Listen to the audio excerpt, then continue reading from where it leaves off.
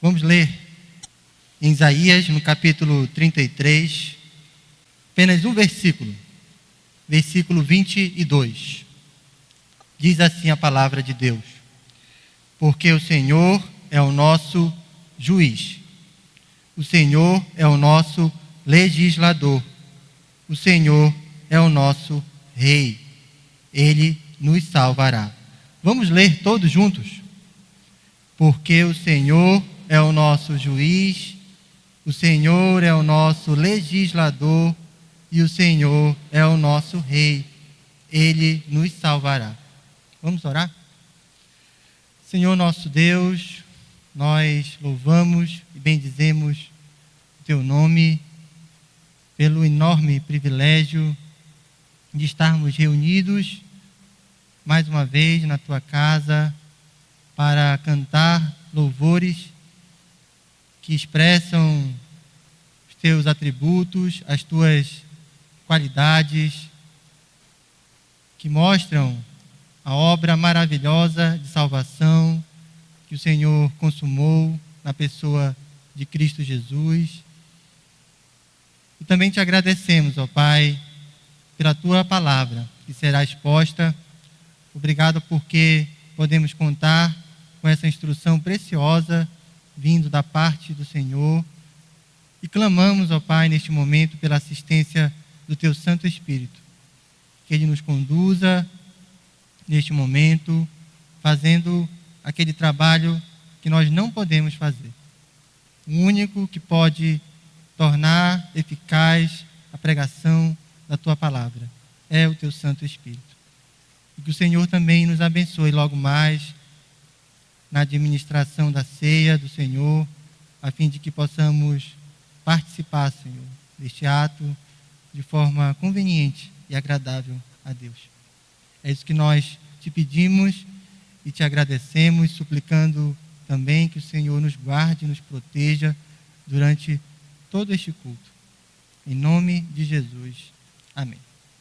Meus irmãos, a queda e o pecado acarretaram graves e profundas limitações à mente humana.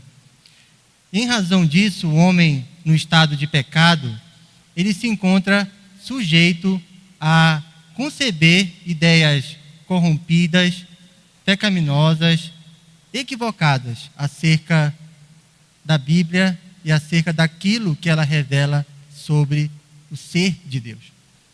E uma das maneiras que a mente humana caída encontra para corromper e falsear o ensino bíblico acerca de Deus consiste na seletividade pecaminosa no que se refere à compreensão dos atributos de Deus.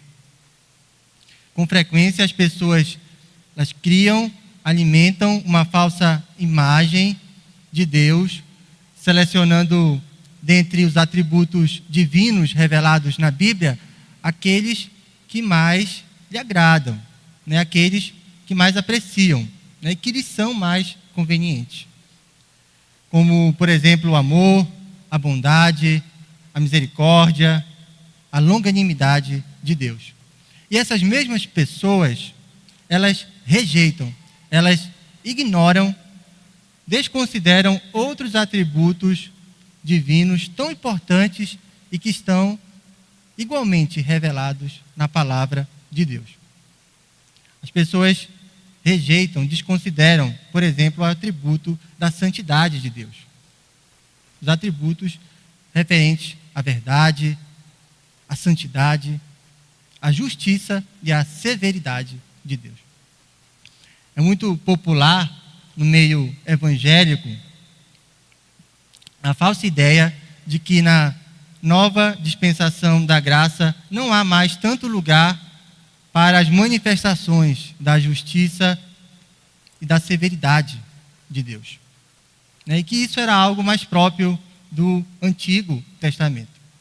E em razão dessa ideia equivocada, meus irmãos, nós podemos perceber que as pregações, as mensagens evangelísticas dos nossos dias, elas revelam um anúncio parcial da mensagem do Evangelho. É uma mensagem que só destaca o amor, a bondade de Deus, uma mensagem que promete mundos e fundos para o homem, apresenta somente as benesses, as recompensas, mas que esquece, que se omite, que se cala em relação a falar sobre a justiça de Deus e a sua severidade.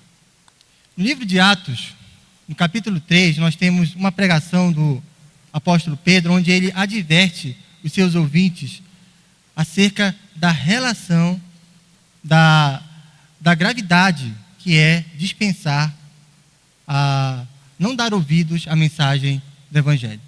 Ele diz assim no capítulo 3, no verso 22, os irmãos podem acompanhar 22 e 23. Disse, na verdade, Moisés: o Senhor Deus vos suscitará dentre vossos irmãos um profeta semelhante a mim. A ele ouvireis em tudo quanto vos disser.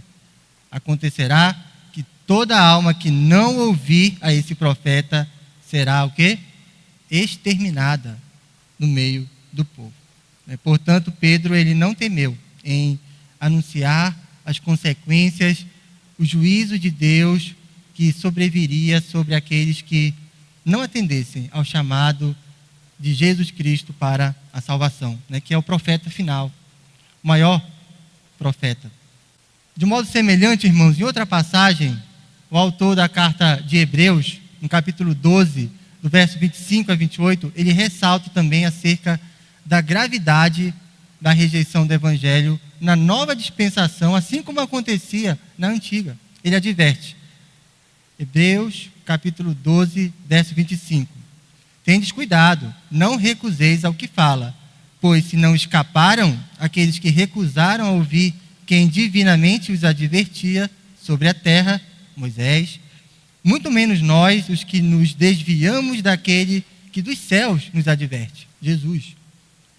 Verso 28. Por isso, recebendo nós um reino inabalável, retenhamos a graça para a qual sirvamos a Deus de modo agradável, com reverência e santo temor, porque o nosso Deus é fogo consumidor.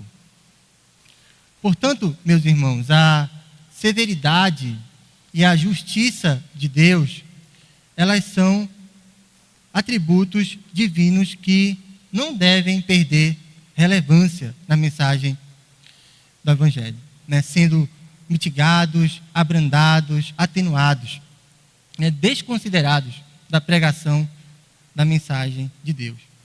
Nós somos exortados nas Escrituras a considerar tanto a bondade como a severidade de Deus. É o que diz o apóstolo Paulo em Romanos, capítulo 11, verso 22. Ele adverte, Romanos, capítulo 11, verso 22. Considerai, pois, a bondade e a severidade de Deus. Com certeza, Ananias e Safira desprezaram esses atributos de Deus e foram terrivelmente surpreendidos pela ira, pela justiça e pela severidade divina, conforme nos mostra o relato de Atos, capítulo 5. Isso no Novo Testamento. Também Herodes, o rei, grande opositor da igreja, que foi responsável pelo martírio de Tiago, mandou também prender a Pedro. Ele foi alvo da justiça punitiva de Deus. Em Atos 12, capítulo 20, você pode ver o juízo de Deus sobre o rei Herodes. Então, meus irmãos, tendo em mente o que a Bíblia nos ensina e que ela nos exorta a refletir acerca da justiça de Deus, nós precisamos então considerar algumas verdades sobre esse atributo divino. Nós poderíamos, inicialmente, meus irmãos, ainda de forma introdutória, perguntar: o que significa a justiça de Deus? O que as Escrituras querem dizer ao afirmarem que Deus é justo? E nós precisamos reconhecer, irmãos, que é possível identificar, distinguir diversas compreensões, diversos sentidos acerca desse atributo divino. Nós podemos abordar esse assunto de diversas maneiras. Nós podemos falar, por exemplo, na justiça absoluta de Deus. Isso quer dizer a sua retidão interna. Nesse sentido de justiça absoluta, só Deus é essencialmente, internamente reto, justo. A justiça faz parte do ser de Deus, da identidade de Deus, da sua constituição essencial. É uma justiça, a justiça absoluta, que ela não precisa do homem para se manifestar. Então, ela não depende de nenhuma lei externa para ela acontecer. Ainda que Deus não tivesse criado o homem, a terra, ele ainda assim permaneceria absolutamente justo. Isaías, no capítulo 40, verso 14, ele declara: com quem tomou ele conselho para que lhe desse compreensão? Quem o instruiu na vereda do juízo e lhe ensinou a sabedoria e lhe mostrou o caminho do entendimento? A resposta a essa pergunta retórica é um sonoro ninguém. Então, meus irmãos, nós devemos compreender que a justiça absoluta, ela diz respeito àquilo que Deus é, a sua retidão interna. Mas nós podemos falar também em justiça relativa de Deus. Isto é, a sua justiça em relação à sua obra criada. O modo como Deus se relaciona com os homens. Seria a justiça, a retidão externa de Deus. E Deus, ele é perfeitamente justo, reto no seu relacionamento para com os homens, para com os anjos e para com toda a obra da criação. Justo é o Senhor em todos os seus caminhos, diz o salmista no Salmo 147, 17. E nesse sentido da justiça relativa de Deus, meus irmãos, as Escrituras, elas identificam que Deus, ele revela a justiça no trato para com o homem através do exercício de 3 funções. No governo humano, no Estado democrático de direito, incluindo o Brasil, busca-se a justiça através de um sistema que diferencia as funções, poder do Estado. Então, nós temos os 3 poderes, as 3 funções do Estado: o poder legislativo, o poder executivo e o poder judiciário.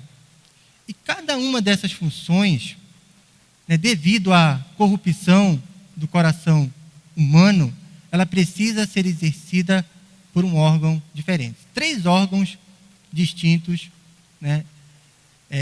exercem esses 3 diferentes poderes e funções.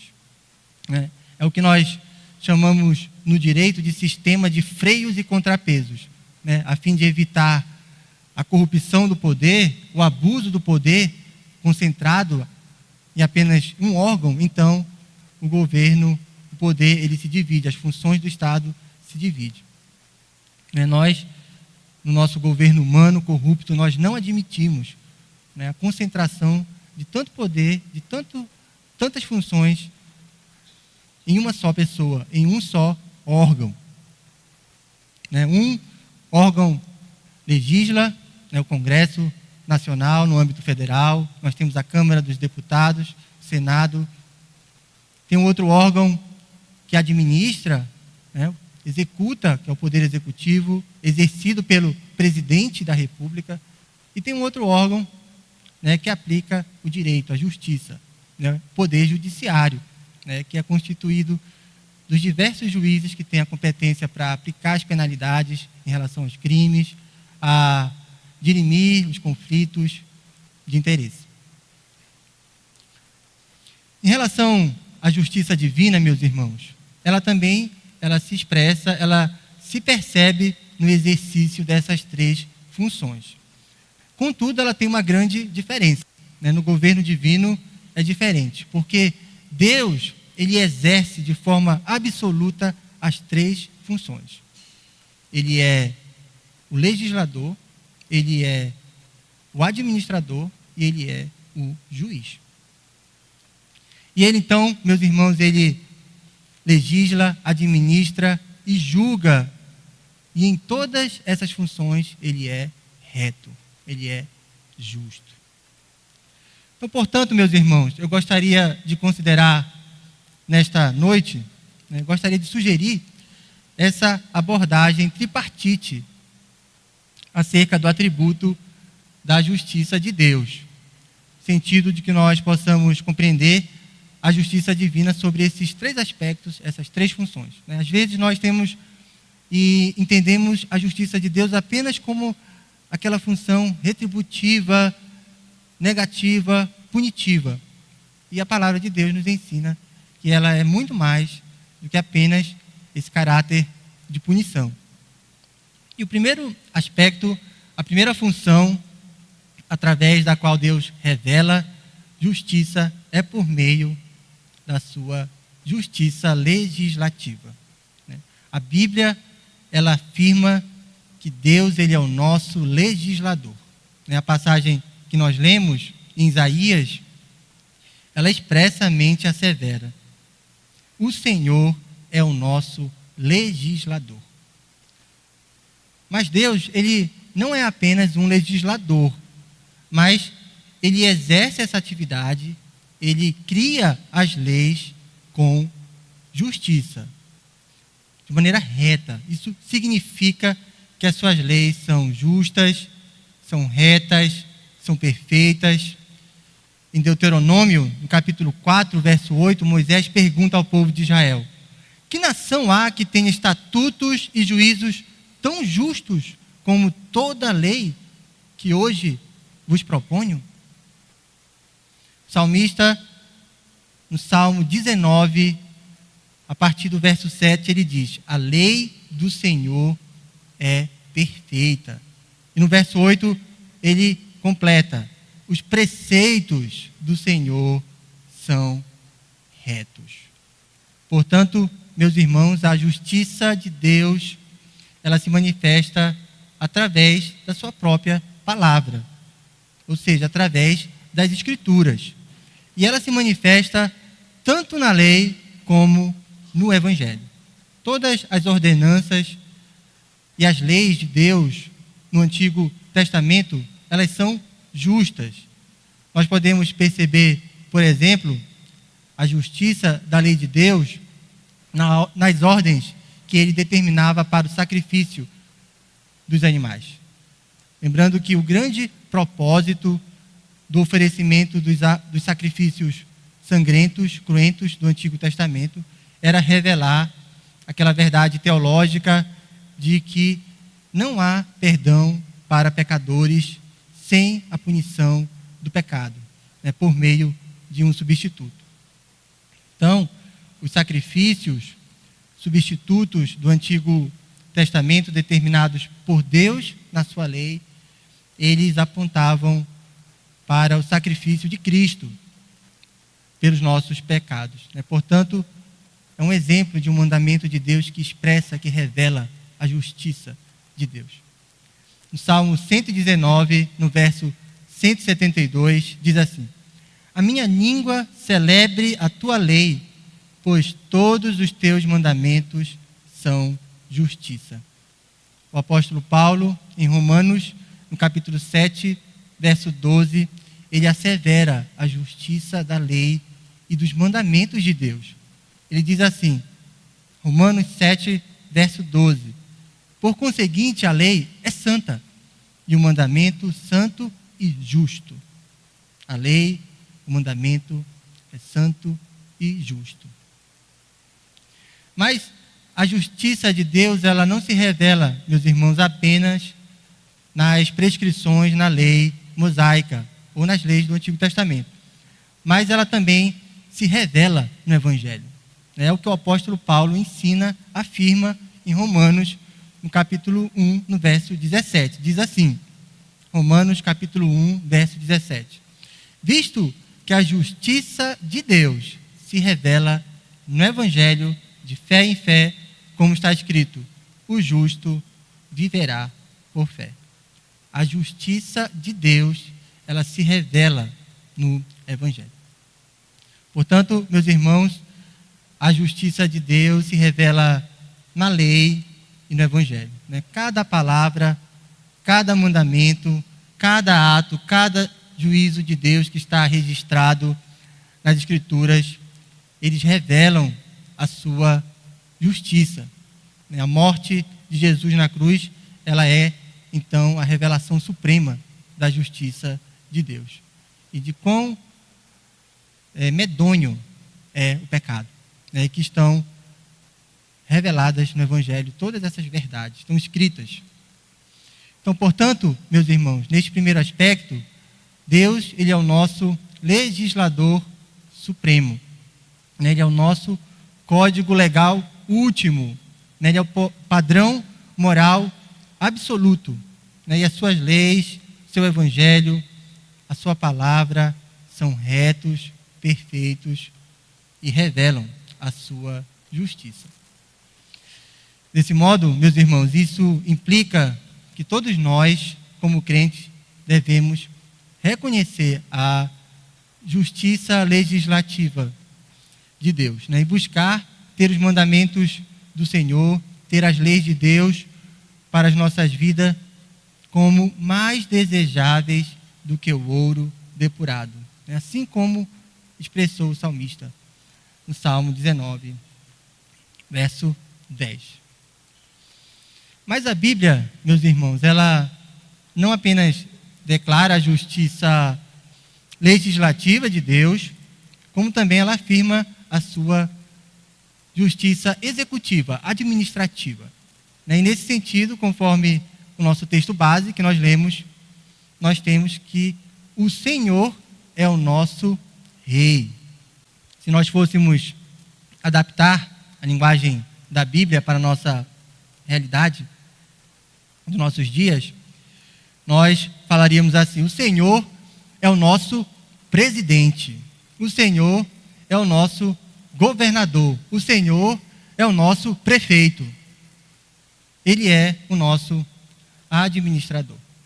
Então, Ele não apenas é justo quando Ele cria as leis, mas Ele também é justo na sua atividade de governança do mundo. E Ele executa as suas próprias leis que Ele criou de maneira justa. Ele conduz as nossas vidas, a vida da igreja e todo o universo de maneira reta e justa. Salmos 89, 14 diz assim: justiça e direito são o fundamento do seu trono, do seu governo, do seu reino. E também de forma semelhante está escrito no Salmo 97, 12. Justiça e juízo são a base do seu trono. O apóstolo Paulo, em Romanos, no capítulo 14, verso 17, ele nos afirma que um dos traços do reino de Deus é a justiça. O reino de Deus não é comida nem bebida, mas justiça, paz, alegria no Espírito Santo. Então, o reino de Deus, ele é justiça.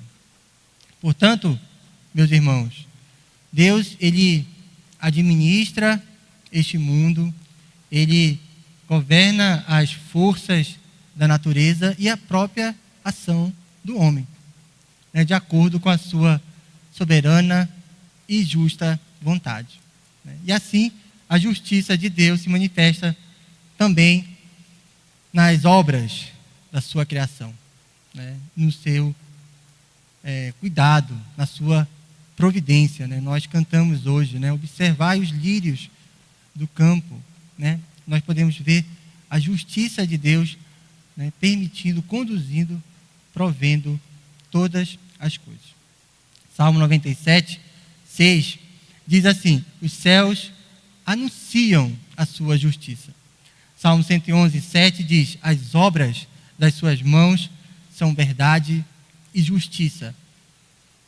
Portanto, meus irmãos, povo de Deus, os autores bíblicos, eles reconhecem a justiça executiva do governo de Deus. Já o ímpio, frequentemente, ele contesta, ele nega o atributo da justiça divina. De forma arrogante e soberba, o ímpio ele questiona a justiça da administração divina, ele atribui injustiça a Deus, ao observar, ao constatar a realidade do mundo à sua volta, quando ele vê a pobreza, quando ele vê as injustiças sociais, os desastres naturais, eles questionam, e eles dizem assim: se Deus existe, ele é um Deus injusto, porque ele permite toda essa situação, essas catástrofes naturais, ele permite a fome, a miséria, a doença, a violência, a corrupção. Ou então, diante dessa realidade, eles concluem que Deus não existe, porque na visão pecaminosa dos ímpios, eles não admitem, muitas vezes, conceber a figura divina, se não for na pessoa de um Papai Noel, de um bonachão, um Deus que só é bondoso. Então, se tem todas essas mazelas que são perceptíveis no mundo, eles preferem, então, acreditar que Deus não existe.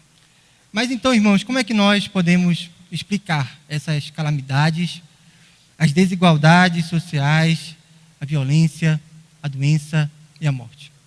A Bíblia nos ensina que todas essas coisas, elas são fruto do pecado e da queda, da perversão do coração dos homens, do egoísmo. Elas são obras de um homem pecador, conforme Romanos, capítulo 1, verso 24 diz, são obras dos homens que foram entregues aos seus desejos do próprio coração. Uma disposição mental reprovável para praticar toda sorte de coisas inconvenientes. Vocês podem abrir, se quiserem conferir, Romanos capítulo 1, a partir do verso 28. Por haverem desprezado o conhecimento de Deus, o próprio Deus os entregou a uma disposição mental reprovável para praticarem coisas inconvenientes, cheios de toda injustiça. Malícia, avareza, a maldade, possuídos de inveja, homicídio, isso explica a violência, enfim, a lista é longa que nós temos em Romanos. Então, meus irmãos, aquilo que o ímpio atribui como injustiça a Deus, na verdade, não passa da sua própria corrupção, da sua própria pecaminosidade. E os homens, eles transferem isso, transferem as suas torpezas, a sua corrupção para as instituições e os governos que existem no mundo. Nesse sentido, nós podemos falar que existe sim um pecado estrutural, institucional, que rege este mundo corrompido e que geram, então, muitas desigualdades sociais, que geram a pobreza. Atualmente nós estamos vivendo a crise dos refugiados, uma das maiores crises humanitárias desde a Segunda Guerra. Isso é um reflexo dessa corrupção que o homem transfere para o seu meio, em relação a esse pecado estrutural. Nós estamos presenciando, testemunhando a falência moral das instituições, as corrupções, em vários níveis e esferas de poder, e isso revela o pecado do homem atingindo a obra da criação. E do mesmo modo também, meus irmãos, a própria natureza, ela sofre as consequências da queda. Romanos, no capítulo 8, do verso 19 a 22, o apóstolo Paulo diz que a natureza geme e suporta angústias, decorrentes não apenas do abuso humano, o homem ele explora de forma desordenada, um desperdício, de maneira esbanjando os recursos naturais, e nesse sentido o homem sim ele é responsável pela corrupção da natureza. O homem ele é sim diretamente responsável por muito do desequilíbrio ecológico que nós temos. Mas a natureza também, por si só, ela sofre, né, um desarranjo por causa do pecado. Na realidade, a natureza ela está sob maldição divina. Né? Gênesis, capítulo 3, 17, diz assim: maldita é a terra por sua causa, ela produzirá cardos e abrolhos. Nesse sentido, então, meus irmãos, a natureza também sofre as consequências da queda. Né? E por isso nós contemplamos toda esses desastres naturais. Né? Portanto, as Escrituras elas nos esclarecem que os problemas das injustiças sociais, da desigualdade, os problemas ecológicos que assolam o mundo e a humanidade, em última instância, a razão, ele tem um motivo teológico. Ela é explicado pelo pecado, né, do homem e pela queda. Deus, contudo, meus irmãos, ainda assim ele permanece reto, justo no exercício da sua justiça executiva, administrativa. E cabe a nós reconhecer, assim como o salmista reconheceu, que justiça e direito são o fundamento do seu governo. Mas nós precisamos também reconhecer, meus irmãos, um terceiro aspecto da justiça divina, que é a sua justiça judiciária. O texto que nós lemos, base, diz assim: porque o Senhor é o nosso juiz. Gênesis, no capítulo 18, verso 25, afirma que Deus ele é o juiz de toda a terra.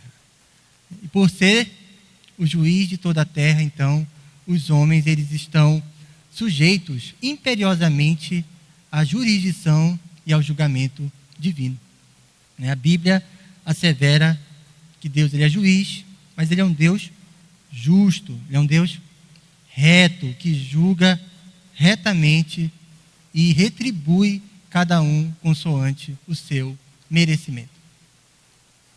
Na segunda carta a Timóteo, o apóstolo Paulo, no capítulo 4, verso 8, ele declara que o Senhor ele é um reto juiz.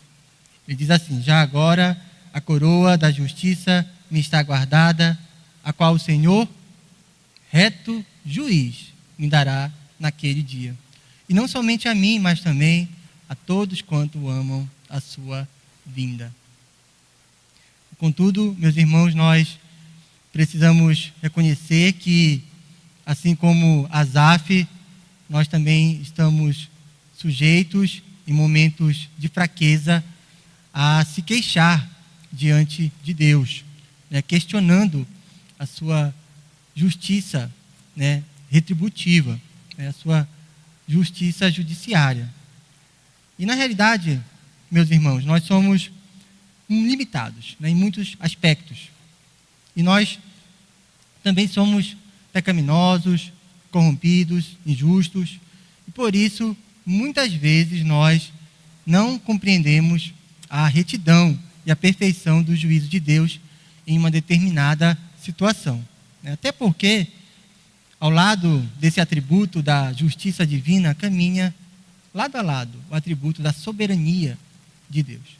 E nós não conhecemos todas as variáveis. Nós não sabemos todos os fatos que levam, e que Deus considera para a aplicação dos seus juízos. Existe um ditado, um brocardo, que a gente aprende na faculdade de Direito, que diz assim: me dê os fatos que eu te darei o direito. Então, o juiz, para aplicar uma sentença justa, ele precisa conhecer todos os fatos que estão envolvidos na questão debatida, controversa, para que ele possa acertar no seu julgamento. E nós não conhecemos todas as coisas, todos os fatos. Nós não somos oniscientes. Mas Deus, Ele conhece todas as variáveis, Ele sonda todos os corações e Ele então sabe todos os fatos que levam a uma aplicação da sua justiça e dos seus juízos de maneira reta, perfeita. O pastor Heró, certa vez, ele fez uma pregação e ele falou sobre um princípio muito importante que percorre toda a Escritura no que diz respeito à aplicação dos castigos e dos juízos divinos. Eu anotei aqui e trouxe para os irmãos, o princípio é o seguinte: nenhum pecador é capaz de prever com exatidão a retribuição da sua desobediência. A extensão, a profundidade, a duração e a natureza dos juízos de Deus estão escondidos no depósito da sua soberania. A extensão, a profundidade, a duração, o tempo, a natureza dos juízos de Deus estão escondidos no depósito da sua soberania.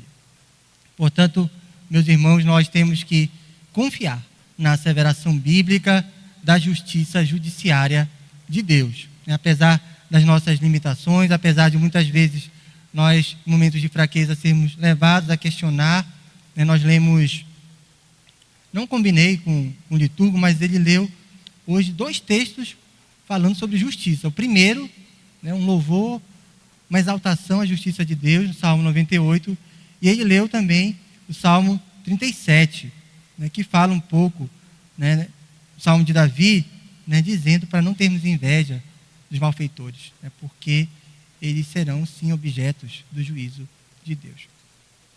Então nós somos chamados a afirmar, asseverar a justiça divina. Nós temos que reconhecer, assim como o apóstolo Paulo reconheceu em Romanos, no capítulo 2, a partir do verso 5. Eu peço para você abrir, para acompanhar, Romanos capítulo 2, verso 5, na parte B, a partir da parte B. O apóstolo Paulo afirma que virá o dia da revelação do justo juízo de Deus, que retribuirá a cada um segundo o seu procedimento. Dará a vida eterna aos que, perseverando em fazer o bem, procuram glória, honra e incorruptibilidade, mas ira e indignação aos facciosos que desobedecem à verdade e obedecem à injustiça. Tribulação e angústia virão sobre a alma de qualquer homem que faz o mal, do judeu primeiro e também do grego. Glória, porém, e honra e paz a todo aquele que pratica o bem. Essa e outras passagens, portanto, meus irmãos, elas revelam que a justiça de Deus ela é retributiva. Mas ela não é apenas punitiva, ela é também recompensadora. Então, a justiça de Deus, ela tem 2 polos. Ela é positiva, e nesse sentido, ela é recompensadora, ela é galardoadora, mas ela também pode ser negativa. Nesse aspecto, ela é punitiva, ela é vindicativa. E a justiça de Deus, ela retribui justamente tanto o bem quanto o mal praticado pelas suas criaturas morais, pelos homens. Em relação à justiça positiva, há diversas passagens na Bíblia. Eu confesso que eu tive dificuldade de selecionar, não porque falta passagem, mas porque tem muitas. Mas eu separei aqui 4 passagens, para os irmãos compreenderem e perceberem esse aspecto positivo, recompensador da justiça de Deus. Salmo 58, 11. Na verdade, há recompensa para o justo. Há um Deus, com efeito, que julga na terra. Isaías 40, 10. Eis que o Senhor virá com poder, o seu braço dominará, eis que o seu galardão está com ele, e diante dele a sua recompensa. 1 Coríntios 3, verso 8. Ora, o que planta e o que rega são um, e cada um receberá o seu galardão segundo o seu próprio trabalho. E Apocalipse, capítulo 22, verso 12. Eis que venho sem demora, e comigo está o galardão que tenho para retribuir a cada um segundo as suas obras. E uma passagem plus que a gente leu no texto de Salmos 37, versículo 11. Mas os mansos herdarão a terra e se deleitarão na abundância de paz. Os mansos herdarão a terra. Então, essas passagens são exemplos que mostram que a justiça judiciária de Deus ela não é apenas punitiva, ela não é apenas vindicativa, mas ela é também recompensadora. Mas Deus também ele exerce a sua justiça punitiva, vindicativa. né, através, né, aplicando as suas penalidades, né, os seus juízos. E eu separei também algumas passagens para os irmãos.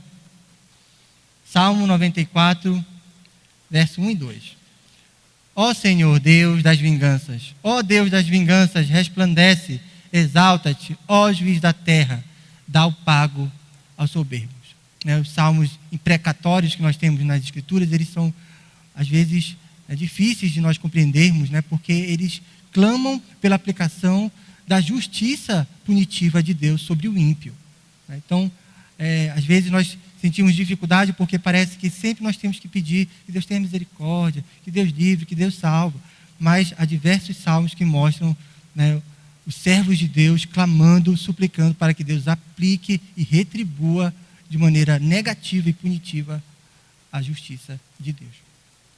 Outra passagem em Romanos, capítulo 1, verso 18, diz assim: a ira de Deus se revela nos céus contra toda impiedade e perversão dos homens, que detêm e trocam a verdade pela justiça. A ira de Deus se revela no céu contra este tipo de pessoas. Outra passagem, Romanos, capítulo 12, verso 19, diz assim: não vos vingueis a vós mesmos, amados, mas dai lugar à ira de Deus, porque está escrito: a mim pertence a vingança, eu retribuirei, diz o Senhor. Colossenses, capítulo 3, verso 25, diz assim: todo aquele que faz injustiça receberá em troco a injustiça feita, e nisto não há acepção de pessoas. Portanto, meus irmãos, essas passagens, elas afirmam que Deus, ele vinga a injustiça, as más obras, ele pune, ele castiga o pecado por meio de manifestações da sua ira e da sua justiça. Mas uma outra observação que nós podemos fazer em relação à justiça judiciária de Deus é que a manifestação da justiça retributiva de Deus, ela não é apenas temporal, né, e presente, mas ela também é futura e escatológica. Né? Nesta vida nós precisamos reconhecer que nós já experimentamos manifestações tanto recompensadoras como punitivas da justiça de Deus. Né? Contudo, todas essas manifestações, elas são apenas parciais. Né? As manifestações plenas da justiça de Deus, elas são escatológicas. E ela só se revelará plenamente no dia da ira, né? No dia da manifestação do juízo final. Né? Aqueles, por exemplo, que deixam casa e família por amor de Cristo, né? Conforme nós temos registrado em Lucas, capítulo 18, verso 30, eles já recebem, né, no presente muitas vezes mais. Mas também o texto continua e diz também que no porvir, na vida eterna, também irão receber. Então, há um aspecto temporal, presente, da justiça retributiva de Deus, e há também um aspecto espiritual, futuro, né, em relação a esse aspecto. Aqueles que amam a Deus e que praticam a justiça recebem muitas bênçãos, né, da parte dele. Mas a recompensa plena, né, final, escatológica, ela se dará, né, apenas na eternidade. Né? A vida eterna, a glorificação do corpo, a consumação da obra da salvação. Também o ímpio, ele é advertido em relação ao dia da ira do Senhor. Né? Isaías 34, 8 faz referência ao dia da vingança do Senhor. É o terrível dia da plena manifestação da justiça de Deus. Naquele dia, o diabo, seus anjos, né, e todos aqueles que não tiverem o selo do Cordeiro, eles serão lançados no lago de fogo, no inferno, onde haverá choro e ranger de dentes.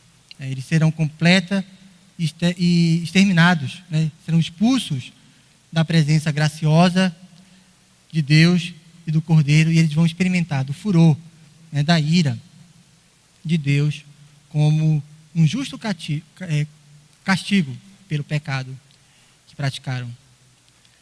Os ímpios também, da mesma forma, eles já experimentam manifestações parciais, né, da justiça punitiva de Deus, né, contra o pecado. Né? Em resposta ao clamor dos santos, a palavra de Deus nos diz, né, que a indignação de Deus ela se manifesta em forma de calamidades, né, atirando como que brasas vivas sobre a terra. Né? Então essas calamidades, esses desastres naturais também podem ser explicados, né, como juízos. Né? Na realidade eles prefiguram, eles anunciam o juízo final, né? Servem de alerta, de advertência aos homens, né, convocando eles ao arrependimento e à obediência a Deus e ao Evangelho.